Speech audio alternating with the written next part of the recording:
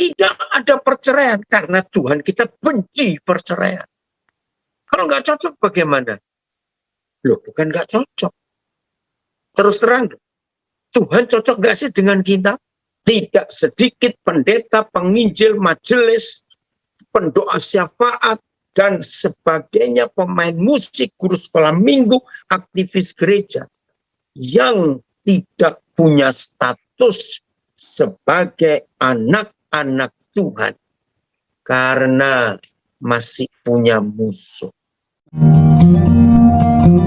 Tema yang sebetulnya sudah umum, sudah tahu kita, yaitu kalau kita memaafkan, maka kita pasti sembuh dari sakit hati. Nah, sebelum kita bicara tentang sakit hati dan memaafkan, mari kita lihat fakta ini. Saudara, setan itu dan siapa saja tidak pernah menghalangi orang untuk beribadah. Tidak. Ya. Ini bicara tentang kita. Murid-murid Tuhan Yesus, anak-anak Bapa di surga, tidak pernah menghalangi orang beribadah. Setan-setan pun tidak pernah menghalangi orang pelayanan. Tidak pernah menghalangi orang berdoa, doa puasa. Tidak pernah menghalangi orang untuk memberi persembahan. Tapi perhatikan satu hal ini. Setan-setan itu sangat berhasil untuk menghalangi anak-anak Bapa di surga dan murid-murid Tuhan Yesus itu berjumpa dengan Tuhannya, berjumpa dengan Bapa di surga. Itu sangat berhasil. Si jahat dan setan-setan sudah berhasil menghalangi begitu banyak. Bahkan saya berkata, termasuk hamba-hamba Tuhan, pelayan-pelayan Tuhan, berhasil dihalangi oleh iblis untuk bersatu, untuk berjumpa dengan Bapa di surga dan Tuhan Yesus. Loh, kok bisa begitu? Karena ada dua ayat yang saya mau tunjukkan lebih dulu. Bahwa ini perkara besar kalau kita tidak berdamai dengan semua orang. Dua ayat yang pertama jadi pegangan kita. Matius 5 ayat 9. Mari kita lihat Matius 5 ayat 9. Ada yang menayangkan Alkitab, Paul? Ya, ada Bapak, siap. Ada ya? Oke, Ya, terima kasih. Ya. Matius 5 ayat yang ke-9. Ya, ada dua ayat yang kita mau jadikan dasar bahwa mengampuni itu mutlak, bukan cuma wajib, mutlak. Ya, kita lihat Matius 5 ayat 9. Kita tunggu di layar Zoom. Ya. Yang di rumah, yang ikuti via Instagram, Facebook, ya, buka Alkitab saudara. Matius 5 ayat 9. Ayat 9. Berbahagialah orang yang membawa damai. Berbahagialah orang yang suka berdamai.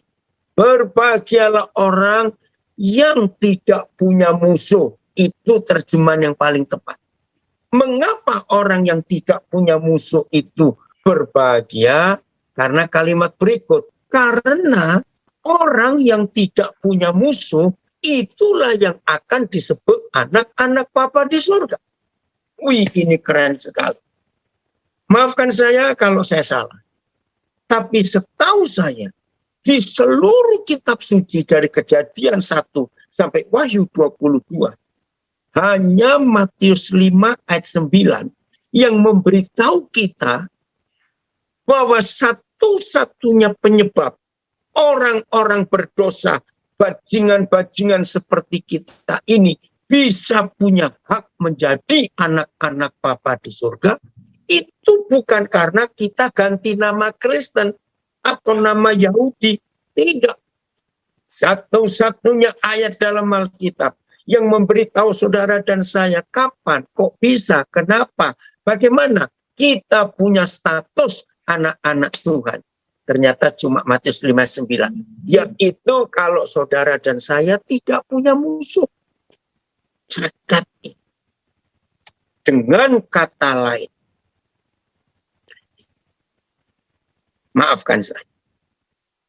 Dengan kata lain, menurut Matius 5:9, tidak sedikit pendeta, penginjil, majelis, pendoa syafaat, dan sebagainya, pemain musik, guru sekolah minggu, aktivis gereja, yang tidak punya status sebagai anak-anak Tuhan, karena masih punya musuh.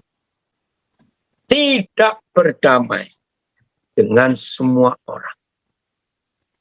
Mungkin ada yang berkata, Pak Paul, saya tuh nggak punya musuh.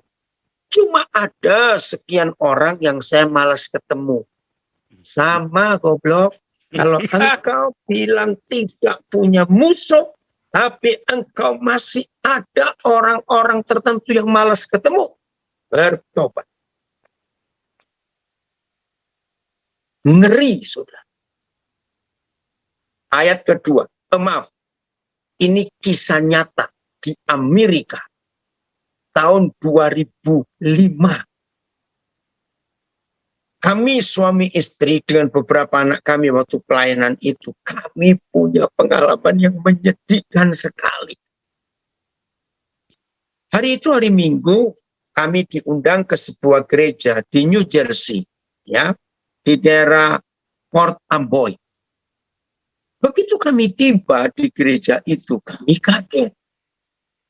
Ada mobil-mobil polisi, ada FBI. Loh, jadi gimana ini mau kebaktian? Nah, kebetulan gedung gereja itu juga ada pastori dan beberapa orang dari jemaat itu sewa kamar-kamarnya untuk tinggal. Saudara, akhirnya kebaktian tertunda hampir 3 jam gara-gara peristiwa ini. Salah satu keluarga yang tinggal di pastori gereja itu ketangkap FBI. Waduh, kena apa? Nah, karena menunggunya begitu lama, kami dengar cerita yang sesungguhnya. Jadi begini, keluarga ini sudah 18 tahun tinggal di Amerika. Baru punya status legal, green card-nya disetujui, itu setahun yang lalu. Baru punya green card setahun, gara-gara satu peristiwa, mereka melanggar hukum Amerika, maka status green card setahun itu dibatalkan dan mereka dipulangkan ke Indonesia. Betapa sedihnya, 17 tahun menunggu, baru setahun dapat. Saudara, saya sampai hampir nggak bisa khotbah karena ikut merasakan kesedihan satu keluarga ini. Bisa bayangkan ya. Tapi ya karena jemaat menunggu, ya, karena jemaat menunggu, maka saya harus menyampaikan firman. Tapi dari peristiwa itu saya belajar tentang Matius 5 ayat 9. Jadi walaupun ada orang sudah green card, ya perbedaan green card kalau di Australia itu PR, permanent resident, jadi perbedaan orang yang punya green card dengan warga negara Amerika itu cuma satu, yaitu nggak bisa ikut pemilihan presiden. Yang lain sama semua haknya. Saudara, izinkan saya mengatakan kalimat ini. Jadi siapapun kita, sehebat apa doa kita, sehebat apa pelayanan kita, sehebat apa khotbah kita, sehebat apa doa puasa kita. Tapi kalau kita masih punya musuh, maka status anak-anak Tuhan otomatis gugur. Walaupun statusnya doktor teologi, master teologi, dokter divinity, dan sejenisnya, maaf, gugur. Kalau masih punya musuh, ngeri sekali. Ayat kedua. Ibrani 12 ayat 14. Ini dua ayat yang pertama yang kita akan jadikan dasar untuk belajar tema yang diminta oleh Pak Paul Chang dengan tim untuk belajar. Berusahalah hidup damai dengan semua orang. Semua orang. Kejarlah, saya akan ganti terjemahnya dengan kalimat yang lebih tepat. Dan kejarlah perdamaian dengan semua orang. Sebab tanpa berdamai dengan semua orang, tidak seorang pun akan melihat Tuhan.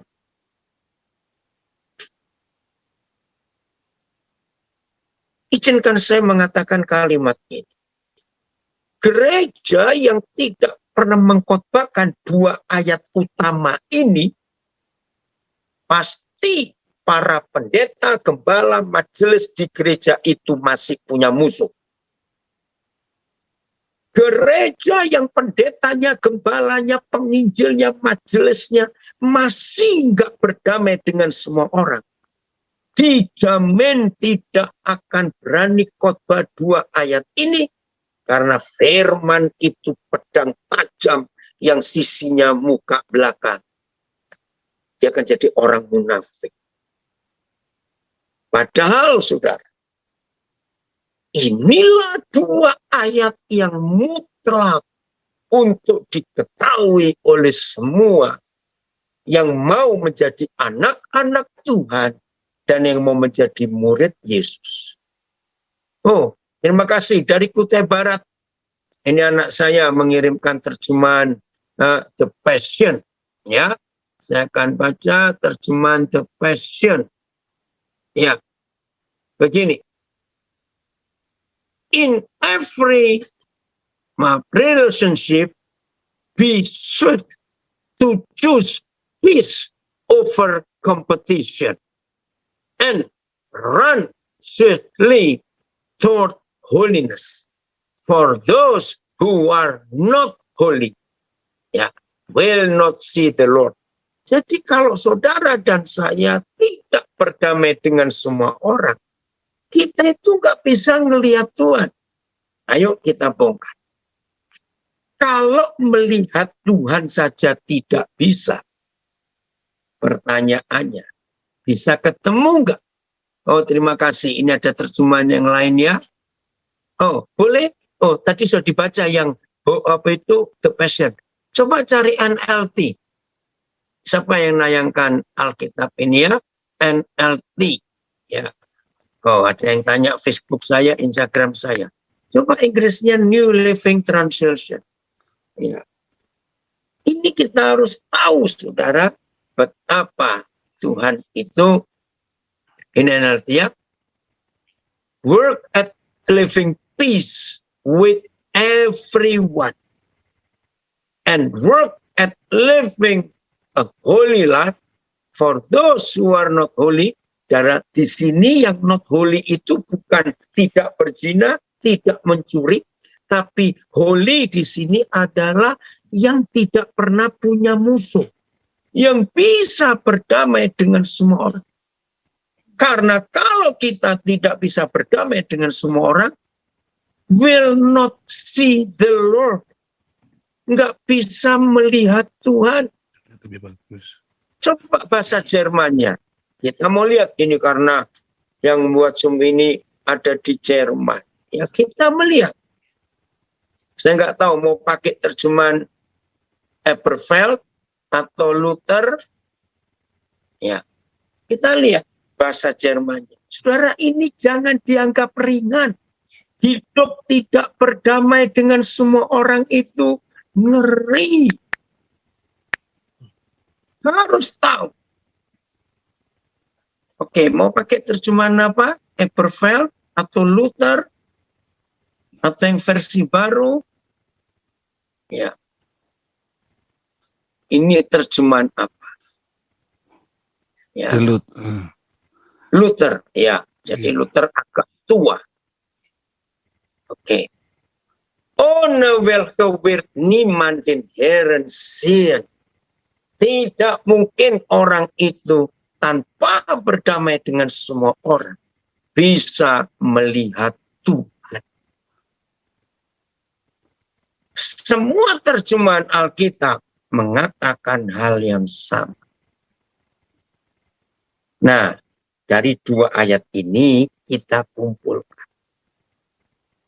Begini, maka itu, saya ulangi lagi, setan tidak pernah menghalangi kita beribadah. Setan tidak pernah menghalangi kita melayani. Aktif, tidak.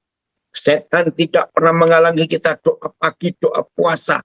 Setan tidak pernah menghalangi kita untuk baca Alkitab. Setan tidak pernah menghalangi kita untuk memberi persembahan. Tidak. Yang setan buat setelah mereka tahu dua ayat ini, maka setan sudah berhasil. Saudara, ini yang Tuhan harus, perintah Tuhan ini harus kita ikuti. Pelan-pelan. Sesadar-sadarnya kita, pasti kita akan berusaha sekuat tenaga untuk menjauhi perzinahan. Oke. Oh, ini dari Alabama. Kirim King James Version. Follow peace with all men and holiness. Ya, holiness itu karena peace with all men. Bahasa Jermannya tadi dikatakan nach dem Frieden. Ya, jeder Mann. Follow peace with all men and holiness, without which, tanpa berdamai dengan semua orang, no man shall see the Lord. King James Version. Wih, ini luar biasa, ngeri. Maaf ya, kita bisa menjaga diri, Tuhan, jangan sampai aku berzina. Kita akan berjuang. Jangan sampai aku jadi pencuri, malu-maluin. Kita bisa berjuang untuk menjaga dosa-dosa yang lain. Tapi izinkan saya berkata kalimat ini. Tapi ternyata dosa sakit hati itu sangat gampang ada di hidup kita. Betul atau tidak? Saudara, berdamai dengan semua orang. Itu kita mulai dari rumah tangga kita. Bagaimana suami istri. Oke? Tadi saya sudah katakan kepada saudara. Tidak punya musuh, tapi ada orang yang saudara malas ketemu. Berarti saudara belum berdamai dengan semua orang. Saya mulai tidak berdamai dengan hal yang paling kecil dan yang paling dasar. Catat. Jengkel. Jengkel itu kecil atau besar? Jengkel.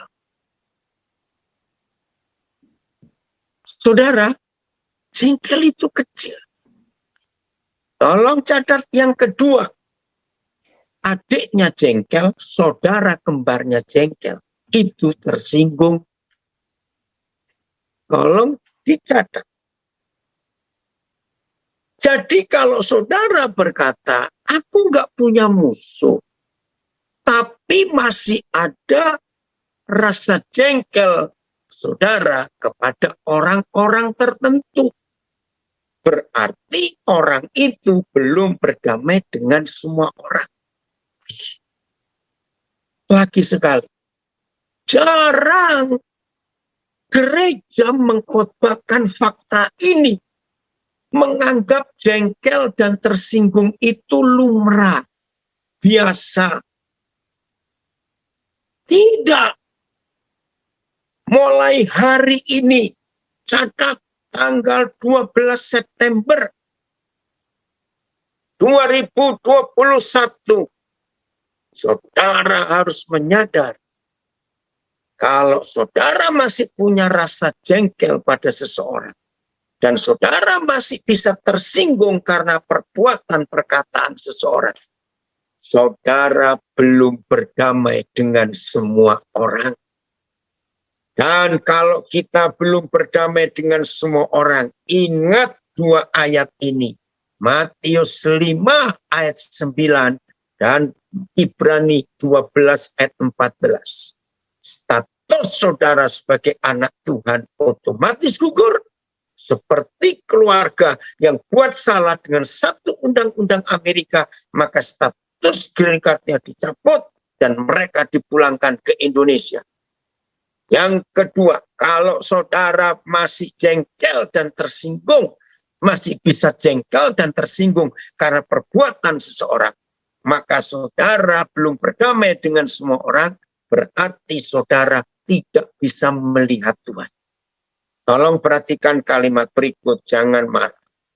Jadi kalau ada orang Kristen aktif pelayanan, rajin ke gereja, tapi nggak pernah melihat Tuhan, berarti orang itu munafik.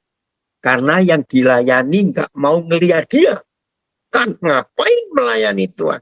Oh, ada yang kirim bahasa Jawa sehari-hari. Saya baca. Ayo, podo nglumui tenan supaya awake dhewe kabeh bisa rukun bebarengan. Lan ayo podo nglumui tenan uga supaya nindakake urip sing suci. Awet ora eneng wong bisa weruh Gusti nek uripe ora ngono.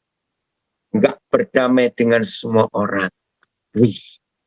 Saudara, jadi semua bahasa dalam Alkitab menunjukkan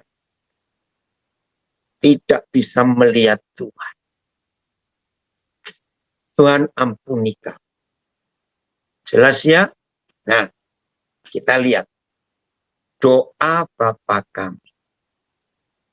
Saudara, semua agama di dunia ini untuk umatnya bisa dapat pengampunan dari Tuhan, maka ada effort, ada tindakan menyiksa diri, yang melakukan ini, melakukan itu sekian hari, memberi ini, memberi itu. Itu pun Tuhan mereka masih nimbang.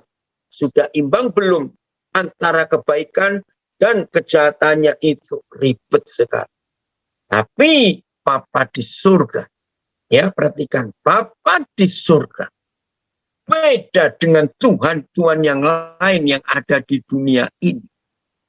Saudara dan saya kalau ingin diampuni oleh Bapa di surga, tidak perlu sembahyang sekian jam, jam berapa, memberi ini, nyiksa diri, amal, puasa, enggak perlu. Tolong diperhatikan. Doa Bapa kami, kita diampuni oleh Tuhan karena kita mengampuni saudara kita. Maka itu setelah kata amin dalam doa Bapa kami, Matius 6, ayat 13 selesai, saudara baca ayat 14 dan ayat 15 Matius 6. Jikalau kamu mengampuni saudaramu, maka Bapamu di surga mengampuni kamu. Tetapi jika kamu tidak mengampuni saudaramu, maka Bapamu yang di surga tidak akan mengampuni kamu. Oke, bahasa Inggrisnya nggak apa-apa. Oke, ini dulu, Paul. Ya, biar bahasa Inggrisnya ya, 14-15. Ya, coba 14. For if you forgive men their trespasses, ya semua kesalahannya, your heavenly Father will also forgive you. Terus, but if you forgive not men their trespasses, neither will your Father forgive your trespasses. Jadi Tuhan itu minta kita mengampuni. Karena kita akan diampuni juga. Ternyata di dalam agama-agama apa saja ada perbedaan loh. memaafkan dan mengampuni itu ada perbedaan, saudara. Begini perbedaannya.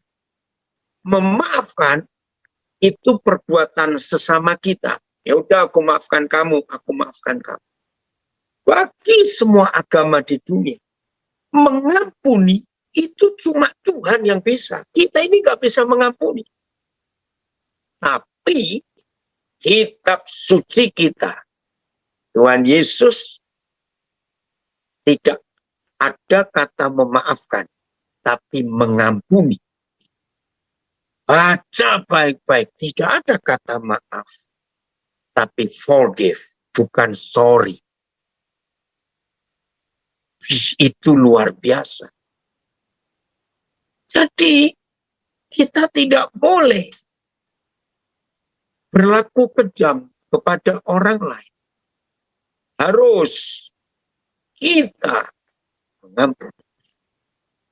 Matius 18. Oh, ini agak panjang pembacaannya, tapi enggak semua. Matius 18 mulai ayat 21 sampai 35. Ya. Inilah satu-satunya perikop dalam seluruh Alkitab yang memberitahukan kita mengapa kita harus mengampuni saudara kita. Oh, Roh Kudus, tolong kami supaya sekian ratus anak-anakmu yang hari ini belajar via Zoom, YouTube, Facebook, Instagram, dan mendengarkan lewat audio rekaman ini. Status kami sebagai anak-anakmu, Bapa, tidak gugur karena kami masih punya musuh. Enggak mau, Tuhan, kami enggak mau status kami gugur. Serius, saudara. Matius 18 ayat 21 sampai ayat 35. Begini cara kita diampuni, lalu kita bisa mengampuni. Kemudian datanglah Petrus dan berkata kepada Yesus, Tuhan, sampai berapa kali aku harus mengampuni saudaraku? Jika ia berbuat dosa, mengampuni bukan memaafkan. Yesus berkata, oh, sampai 7 kali? Karena zaman itu para rabi Yahudi kalau mengajar mengampuni cukup 3 kali. Nah, Petrus ingin dapat pujian dari Tuhan Yesus, dia tambah 4. Sampai 7 kali. Sebab hal kerajaan surga, oh maaf, ayat 22. Yesus berkata kepada Petrus, bukan apa? Bukan 7 kali. Aku berkata kepadamu, bukan sampai 7 kali, melainkan sampai 70 kali 7 kali. Ini luar biasa. Saudara, maka itu kita harus bisa berdamai. Nah, 70 kali 7 kali, bukan 70 kali 7.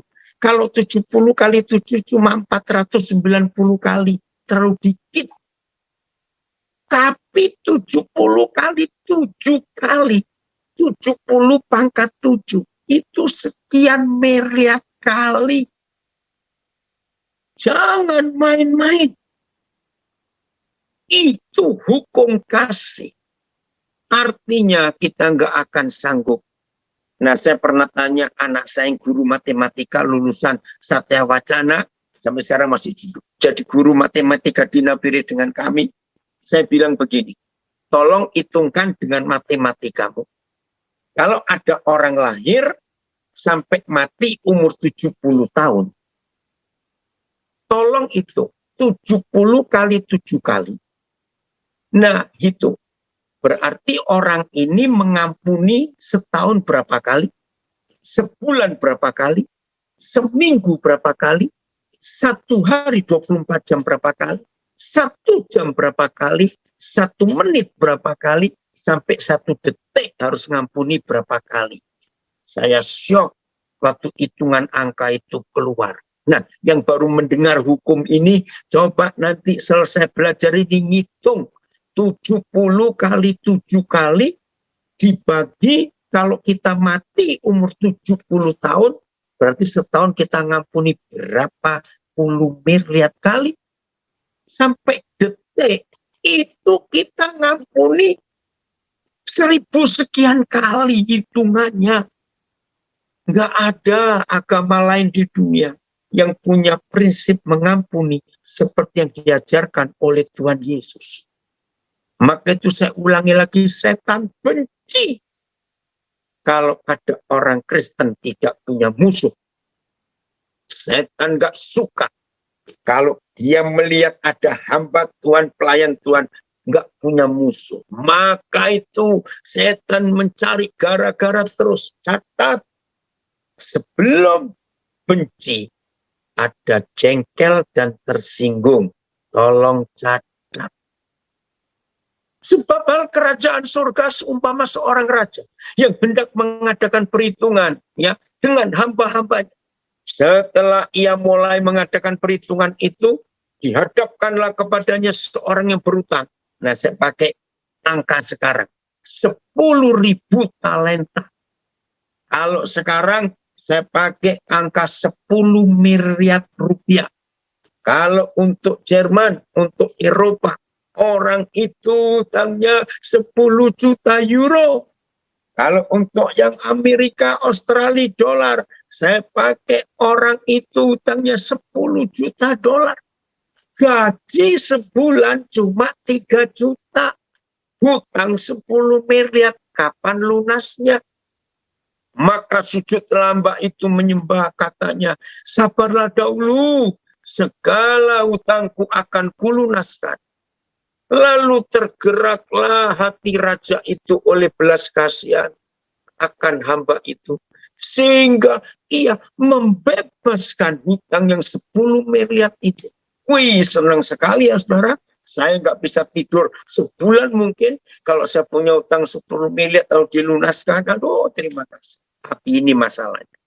Tetapi ketika hamba itu keluar, ia bertemu dengan seorang hamba lain yang berhutang kecil 100.000 rupiah. Ia menangkap dan mencekik kawannya itu. Katanya, bayar hutangmu. Ingat, hutang tadi 10 miliar. Ini cuma 100.000.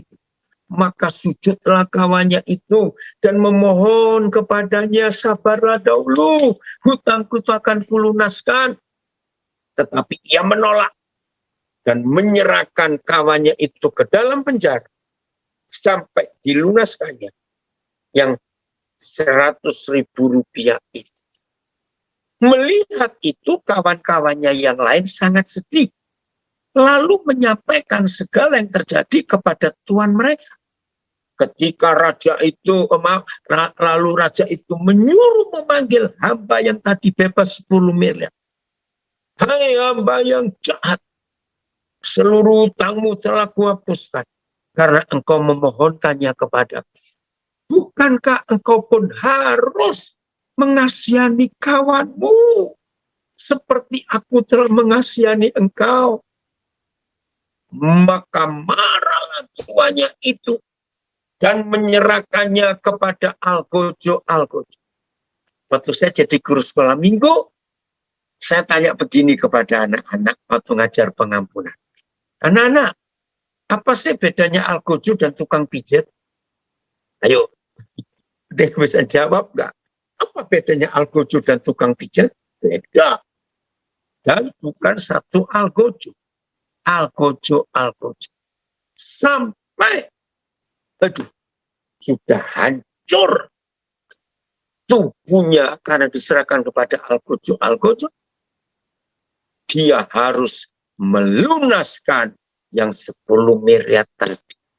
Sudah hancur fisiknya, menderita, bayar yang 10 miliar. Saudara lihat ayat 35. Roh Kudus tolong, karena waktu kami nggak bisa main-main lagi, kami harus serius. Dengar ayat 35. Maka Bapakku yang di surga akan berbuat demikian juga terhadap kamu apabila kamu masing-masing tidak mengampuni saudaramu dengan segenap hatimu. Izinkan saya mengatakan kalimat ini. Maka itu tidak sedikit ada pendeta, teolog-teolog, aktivis gereja, penginjil, hamba Tuhan, anak yang menyebut diri Kristen, anak Tuhan, murid Yesus. Tetapi jiwanya tersiksa karena masih punya musuh. Algojo datang menyiksa orang itu tiap hari. Ada dua hal yang kita pelajari dari kisah ini. Satu, seberat-beratnya yang kita alami karena perbuatan orang lain. Perhatikan, seberat-beratnya penderitaan yang kita alami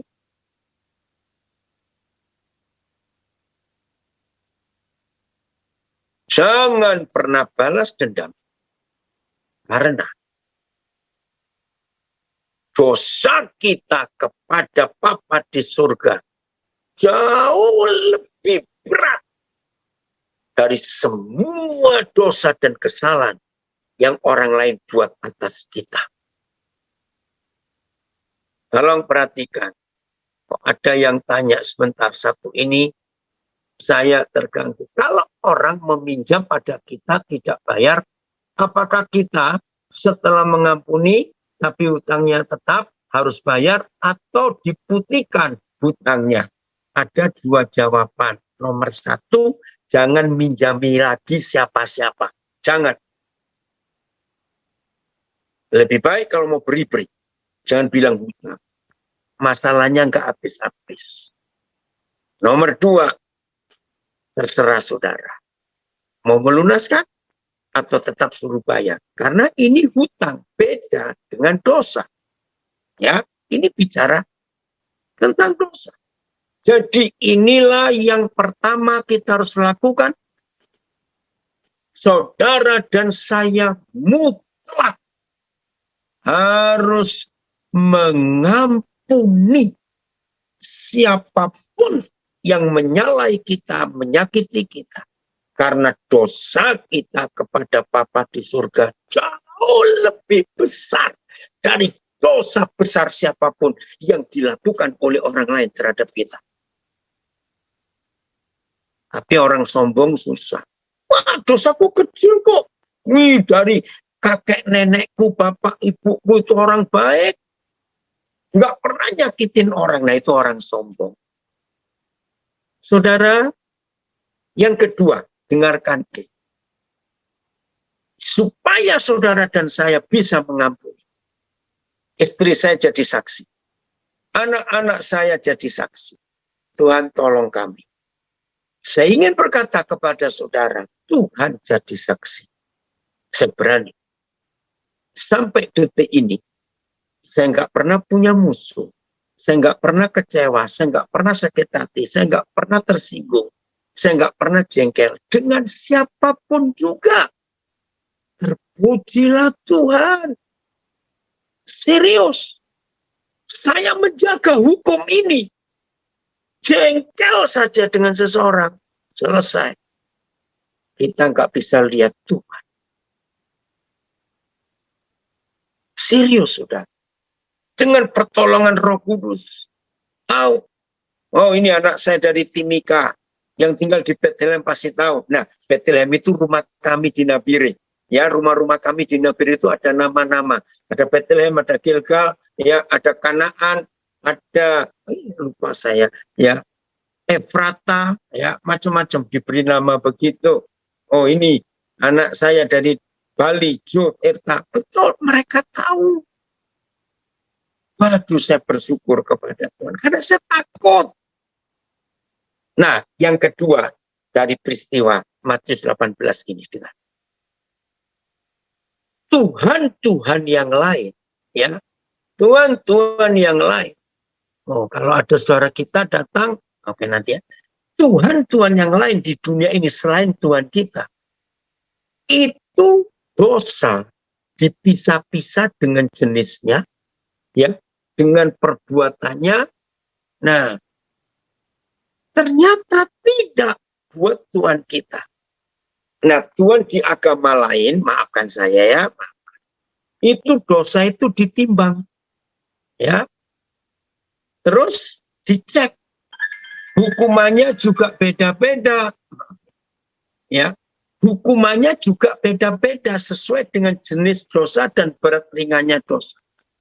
Lalu nerakanya juga beda, ya. Bedanya di sini. Kalau dosanya kecil, nerakanya ada apinya dangkal seperti kolam renang ada untuk anak-anak. Nah, itu Tuhan di agama lain. Tapi Tuhan kita tolong didengar dan dicatat. Buat Papa kita di surga, dosa itu enggak ditimbang, dosa itu enggak dinilai dengan jenisnya, tidak. Buat Papa di surga, dosa itu dosa. Kalau orang berdosa kecil dan orang berdosa besar, itu hukumannya sama dan nerakanya sama dalamnya. Tidak ada yang untuk anak-anak, catat. Maka itu saya menemukan kebenaran ini. Kalau saudara berdosa, jangan tanggung-tanggung. Sekalian. Toh nerakanya juga sama. Maka itu kalau saudara mencuri cuma 500.000. Ngapain? Langsung aja yang besar sekali. Tuh sama masuk neraka. Tidak berzina, tapi suka nonton situs porno. Sama. Maka itu keren. Papa kita ini hebat sekali. Jadi saudara dan saya jangan memisah-misahkan dosa, jangan memilih-milih dosa. Dosa itu di mata Papa sama. Maka itu, kalau saudara disakiti orang dengan ditipu 100.000 dan ditipu 10 juta misalnya, di mata Tuhan sama nilai. Aduh, ini yang luar biasa. Maka itu saudara, kalau kita sudah mengampuni, terserah orang mau ngapain, terserah. Orang itu nggak mau maafkan kita, nggak apa-apa. Yang penting kita sudah berdamai dengan orang. Nah, dengan dua hukum ini, satu, dosa kita kepada Tuhan jauh lebih besar daripada semua dosa yang dilakukan oleh saudara kita terhadap kita. Yang kedua, dosa itu bagi Tuhan sama besar, hukumannya sama berat. Jadi jangan main-main dengan Tuhan. Ini dia. Yang berikut. Kenapa kita susah mengampuni? Ada 3 alasan. 1, karena nggak mau rugi. Aku rugi gara-gara dia. Nah, nggak mau rugi, itu susah mengampuni. 2, karena harga diri. Tersinggung, sombong, kok enak dia. Nah, yang ketiga, karena kita tidak mau melupakan masa lalu. Akhirnya karena nggak mau melupakan masa lalu, dosa itu numpuk terus. Karena tiap hari ada orang yang berbuat salah kepada kita. Oke. Satu ayat ini sebelum kita lanjut. Yohanes 20 ayat 23. Yohanes 20 ayat 23. Roh Kudus tolong kami. Ya. Waduh, kalau saya sudah sharing soal bagaimana mengampuni, bukan memaafkan. Memaafkan itu perbuatan manusia. Tapi mengampuni itu perbuatan Tuhan kepada manusia. Ya. Terimalah Roh Kudus. Itu ayat 22.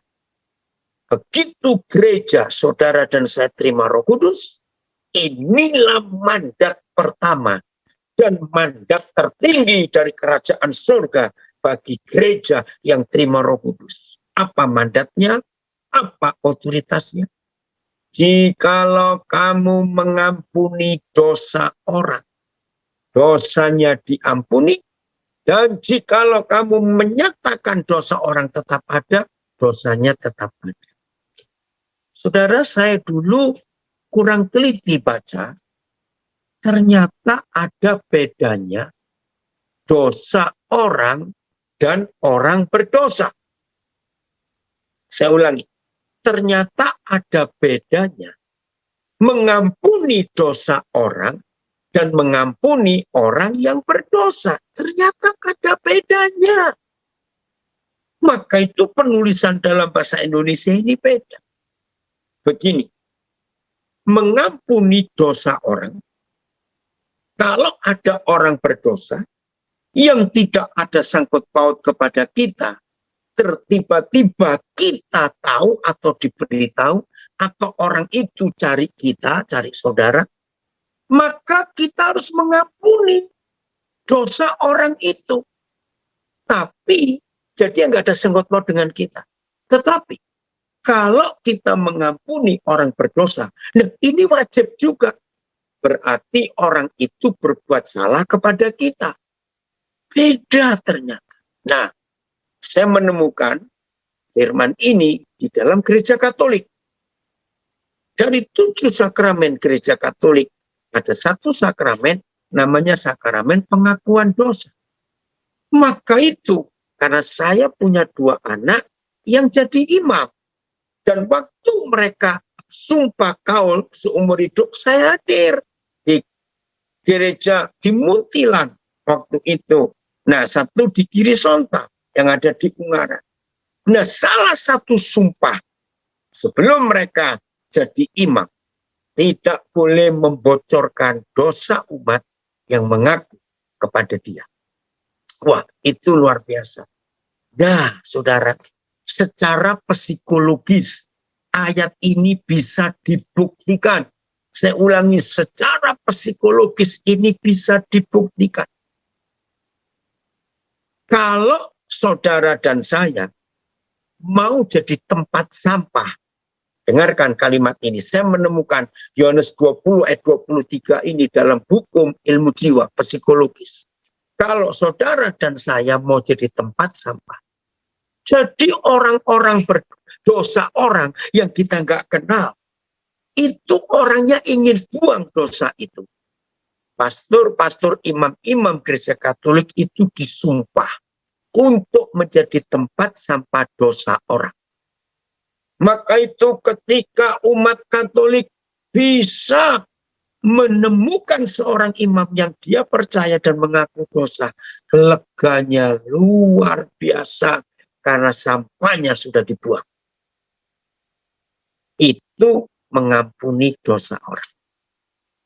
Tapi kalau ada orang berdosa kepada kita, harus lebih diampuni lagi. Karena kita. Nah, kalimat kedua, jikalau saudara dan saya menyatakan dosa orang tetap ada, artinya saudara tidak mau mengampuni orang itu.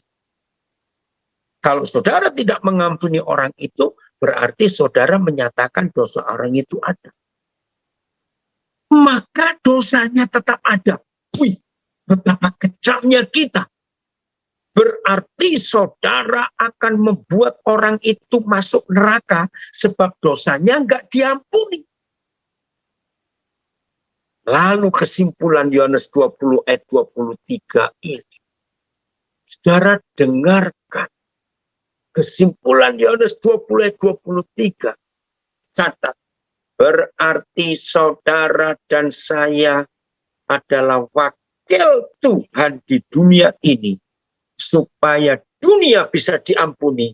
Dan dunia tidak ada dosa lagi. Ingat, bukan memaafkan. Beda.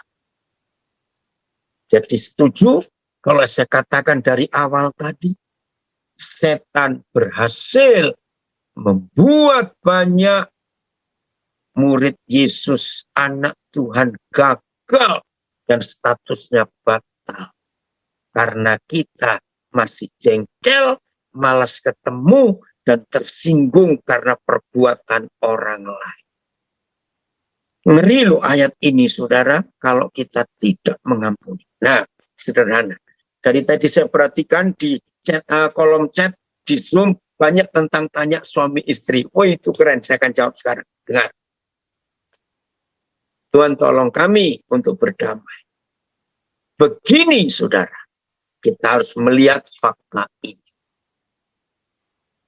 Satu-satunya Tuhan di dunia hanya Yahweh Tuhan kita yang berkata, sebab aku Yahweh Tuhan Israel benci perceraian. Maleakhi 2 ayat 16. Benci perceraian. Alkitab adalah satu-satunya buku. Saya ulangi. Alkitab adalah satu-satunya buku yang ada statement, ada tulisan.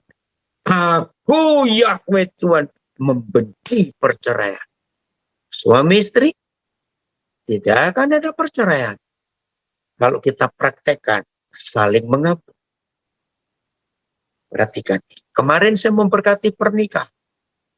Dan sungguh banyak orang diberkati karena saya dapat feedback. Begini. Tidak ada perceraian karena Tuhan kita benci perceraian. Kalau nggak cocok bagaimana? Loh, bukan nggak cocok. Terus terang, Tuhan cocok nggak sih dengan kita? Saya jawab, Tuhan cocok nggak dengan kita? Enggak. Model kayak begini kok Tuhan cocok. Tapi dia mengampuni kita. Maka itu dia bisa cocok. Jadi sangat nggak cocok. Jadi saudara, kalau kita suami istri rajin mengampuni, nggak ada perceraian. Kita bisa capek loh. Dia begitu terus. Saya tanya balik dengan hukum Matius 18 tadi. Kira-kira Tuhan capek juga nggak kalau ngampuni kita terus-terusan? Maka itu suami istri yang suka berkata begini, aku capek ngampuni dia. Sombong sekali loh. Kira-kira Tuhan capek juga nggak kalau ngampuni kita? Bayangkan kalau Tuhan capek ngampuni kita, kita jadi apa ini? Maka itu nggak ada perceraian kalau suami istri praktekkan pengampunan. Nah, dalam salah satu kalimat penjelasan saya kemarin pemberkatan nikah. Jadi kalau ada suami, ada istri, dengan pertanyaan, kemarin-kemarin kita pernah salah tidak? Jawabannya pernah, salah, sering. Kita ini kemarin-kemarin sering salah. Hari ini bisa salah tidak? Bisa. Besok-besok akan salah enggak? Iya, ya sudah. Kalau saudara dan saya tidak pernah hidup tanpa salah, betapa biadabnya kita kalau menuntut yang di samping kita tidak boleh salah. Dengar itu. Biadab. Kalau saudara menuntut yang di samping untuk nggak boleh salah. Berani nggak menuntut diri sendiri dulu untuk tidak berbuat salah.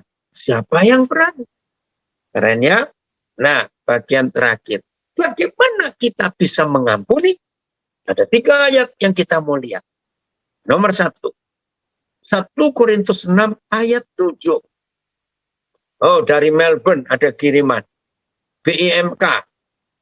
Bahasa Indonesia masa kini. Aku benci perceraian. Maleakhi 2:16. Kata Yahweh Tuhan Israel. Wih, luar biasa. Benci. Bukan cuma nggak suka. Ya. Kita lihat 1 Korintus 6 ayat 7. Ada 3 ayat yang kita akan lihat. Bagaimana kita bisa selalu mengampuni. Maka itu suami istri, awas. Menurut Yohanes 20:23 tadi, suami istri nggak boleh bilang begini, dasar. Nah, saya ini orang Surabaya. Nah, kami ini orang Surabaya mulutnya jelek. Kalau ngomong itu kasar. Nah, ini istilah kami di Surabaya kalau melihat orang yang hidupnya, aduh, susah sekali berubah. Ini orang Surabaya, jangan diikuti, maafkan. Dasar, mbakmu bajul, bapakmu kadal. Aduh. Maka itu kamu seperti itu. Bajul itu apa? Buaya. Kadal itu apa? Komodo. Gitu loh. Bayangkan. Itu istilah orang Surabaya, jangan diikuti, maaf. Nah, suami istri tidak boleh mengucapkan kata dasar lu. Awas. Kalau saudara dan saya berkata dasar lu, berarti kita menyatakan dosa orang tetap ada. 1 Korintus 6 ayat 7. Adanya saja perkara di antara kamu yang seorang terhadap yang lain. Adanya saja urusan-urusan kecil yang nggak penting antara kamu yang seorang terhadap yang lain telah merupakan kekalahan bagi kamu. Ayo, mau jadi orang kalah atau menang? Mau jadi pecundang atau pemenang? Ya, semua kita milih mau jadi pemenang. Ada dua resep untuk jadi pemenang. Satu, mengapa kamu tidak lebih suka menderita ketidakadilan? Ya ampun, mana dunia mau terima diperlakukan tidak adil? Harus. Hal kedua, mengapakah kamu tidak lebih suka dirugikan? Jadi untuk saudara dan saya selalu terus-menerus bisa mengampuni, siap diperlakukan tidak adil, siap dirugikan. Loh, bagaimana caranya? Nah, ini dia. Saudara dan saya tidak pernah merasa rugi dalam hidup. Kalau kita selalu ingat, kita ini lahir miskin loh, karena telanjang. Orang yang tidak pernah merasa dirugikan, walaupun dia sedang dirugikan. Karena orang itu sadar, aku ini nggak pernah punya apa-apa. Orang yang sadar nggak pernah punya apa-apa, berarti orang itu nggak pernah merasa kehilangan apa-apa, dan orang itu nggak pernah merasa dirugikan apa-apa. Memang nggak pernah punya apa-apa. Betul tidak? Maka itu kalau ada di antara saudara sering dirugikan, engkau terlalu sadar bahwa engkau terlalu kaya. Kalau ada di antara kita sering merasa kehilangan, oh berarti engkau orang kaya. Keren ya ayat ini. Kedua, kenapa kita suka diperlakukan tidak adil? Ya karena kita juga sering gak adil pada orang lain kok. Itu dia. Ayat kedua. 2 Korintus 5. Ayat 18. Ya. Kapan kita harus mengampuni? Kenapa kita harus mengampuni? 2 Korintus 5 ayat 18. Terima kasih. Woi, ini hamba Tuhan dari Bali menuliskan. Mengampuni adalah tindakan mengasihi diri sendiri. Karena tujuannya adalah untuk kebaikan kita sendiri. Yaitu, supaya kita bebas dari kepahitan. Berarti kalau kita tidak mengampuni, itu sama dengan membenci diri sendiri. Betul. Ya, lihat. Dan semuanya ini dari Tuhan. Yang dengan perantaraan Kristus telah mendamaikan kita dengan dirinya. Dan yang telah mempercayakan pelayanan pendamaian itu kepada kami. 2 Korintus 5:18. Saya menangis pertama kali Roh Kudus mewahyukan ayat ini. Semuanya ini datang dari Bapa di surga. Yang dengan perantaraan Kristus telah mendamaikan saudara dan saya dengan dirinya. Dan yang telah mempercayakan pelayanan pendamaian ini kepada kami, kepada kita semua. Ini berarti saudara, kita ini didamaikan dengan Bapa di surga. Itu sejak Tuhan Yesus mengalami penderitaan, siksaan, sampai disalib dan mati. Saya ulangi, saudara dan saya itu terima pengampunan, diperdamaikan dengan Bapa di surga. Itu sejak Tuhan Yesus disiksa, dihancurkan fisiknya, sampai disalib mati. Dunia memerlukan model pengampunan seperti ini. Jadi begini, saudara dan saya yang hidup di abad ini, di tahun 2021 ini, berarti kita sudah diampuni sejak 2000 tahun yang lalu, sebelum kita lahir, bahkan sebelum nenek moyang kita lahir. Oh ya, kita diampuni itu sejak Tuhan kita belum kenal Tuhan. Waduh, luar biasa. Kok bisa? Nah, saya praktekkan ayat ini. Jadi ya kenapa tadi saya bisa berkata Tuhan menolong saya sampai hari ini saya nggak punya musuh, saya nggak pernah kecewa, saya nggak pernah tersinggung, saya nggak pernah jengkel dengan siapapun, nggak. Sayang, Saya nggak mau sampai saya nggak bisa melihat Tuhan saya. Aduh, cuma ada satu di antara dua loh, saudara. Kalau saudara nggak bisa lihat Tuhan, berarti kau lihat hantu. Dan gitu saja. Banyak berarti orang Kristen melihat hantu, melihat setan. Karena nggak bisa melihat Tuhan. Jadi begini, kalau ada orang bersalah kepada kita, saya langsung mengampuni. Orangnya kaget. Loh kok bisa? Saya bilang, saya ini mengampuni saudara sejak saya belum kenal saudara. Loh, kok bisa? Saya mengampuni saudara sejak saudara belum berbuat salah kepada saya. Dalam nama Yesus, semua murid Yesus harus mempraktekkan 2 Korintus 5 ayat 18. Kita mengampuni orang harus kita kerjakan sejak orang itu belum lahir. Kita sudah siapkan pengampunan. Sejak kita belum kenal orang itu, kita sudah siapkan pengampunan. Ini 2 Korintus 5:18.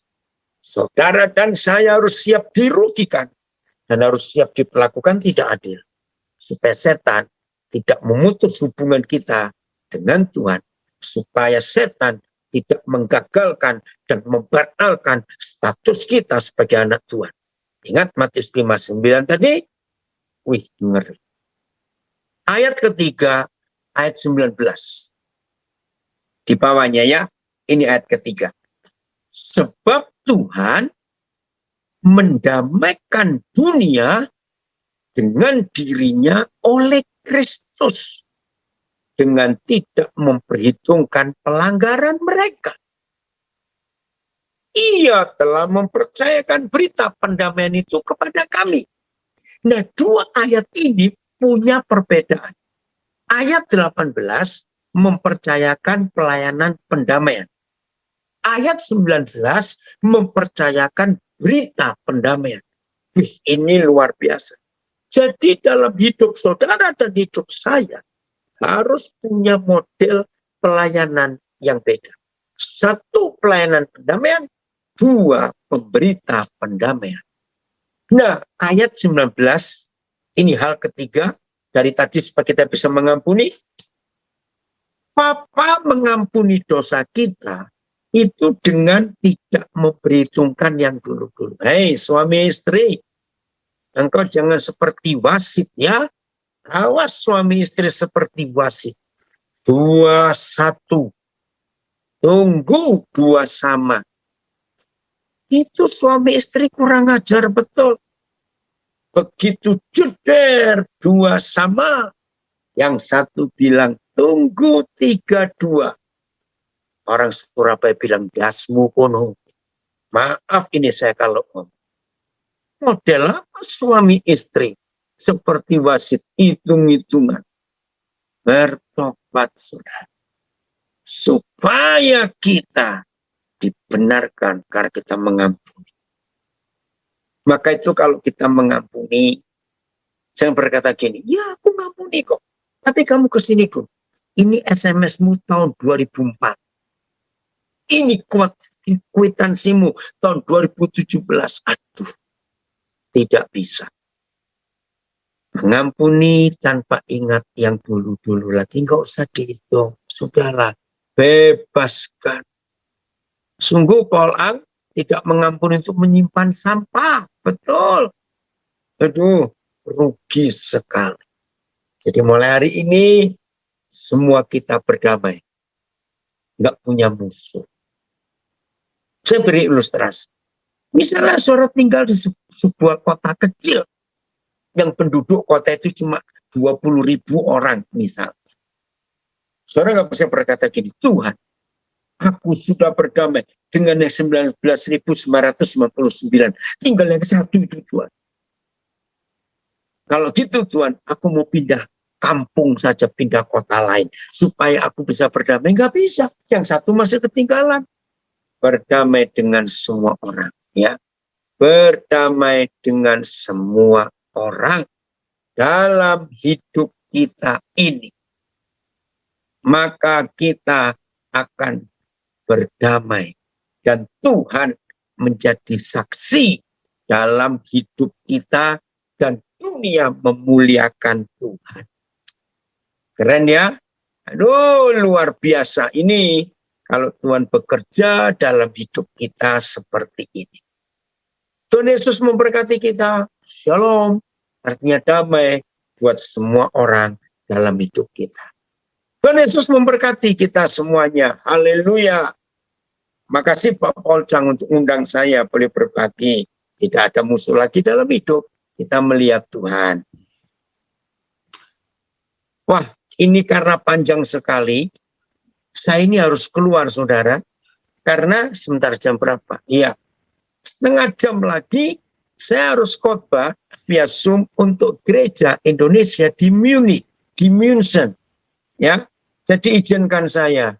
Oke, saya serahkan dulu kepada Pak Paul Chang. Iya. Habis itu saya harus bicara luar gereja di München. biasa. Terima kasih buat Papi Daniel buat sharing tentang memaafkannya, luar biasa sekali. Hari ini kita akan lanjut tanya jawab, tapi Pastor Daniel tidak bisa lanjut, tapi kita tetap ada tanya jawab seperti biasa sampai jam 10 waktu Jakarta. Oke.